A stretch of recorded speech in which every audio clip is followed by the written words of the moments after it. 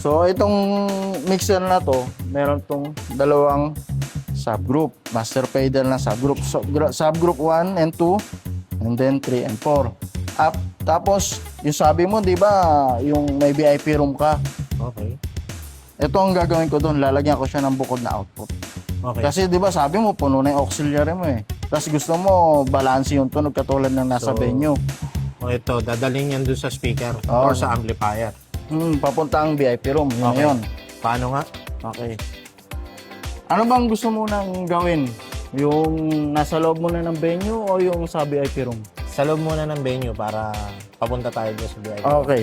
Sa loob ng venue, mas maiging gawin natin yung gagamitin natin itong subgroup 1 and 2 ha.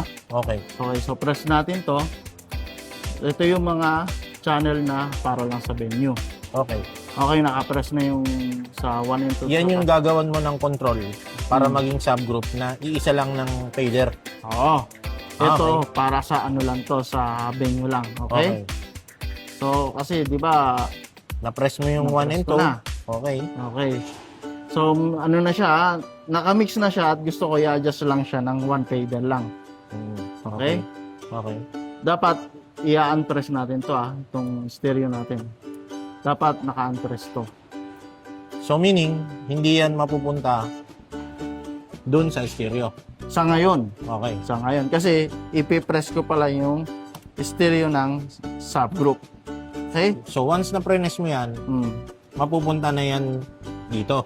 Dito na siya pupunta. Okay. Kumbaga, itong 4 na channel na to, pumunta siya dito at pupunta naman siya dito. Okay. Okay? So, kasi, ang plano mo dito is para isang fader lang. Okay? Okay. Sabay-sabay ko siyang may aangat at Oo.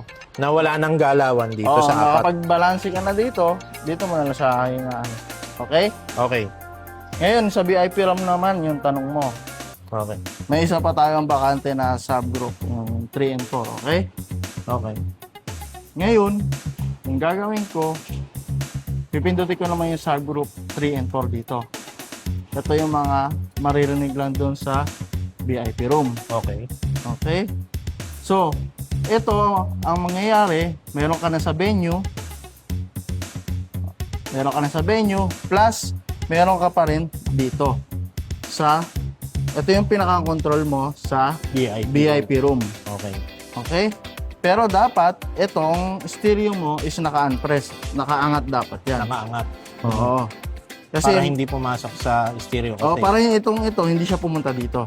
kasi nga, Kasi di ba ito kanina, naka-press to. papunta lang siya dito sa kable na to. Oo. Papunta doon sa kabilang lugar. Okay. Kasi tulad nga kanina nung in-explain natin, itong subgroup, pinindot natin is stereo, pupunta yan dito. Okay. Ngayon ito, hindi natin itong subgroup and 3 and 4 sa VIP room lang.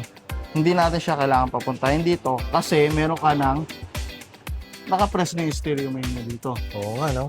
Nakadali yung trabaho, no? Pwede pala yun. So ngayon, may control ka na ng nasa venue ng isang fader lang para doon sa banda. Tapos meron ka doon sa, itong control mo, papunta doon sa VIP room na kailangan mo. Napakalinaw.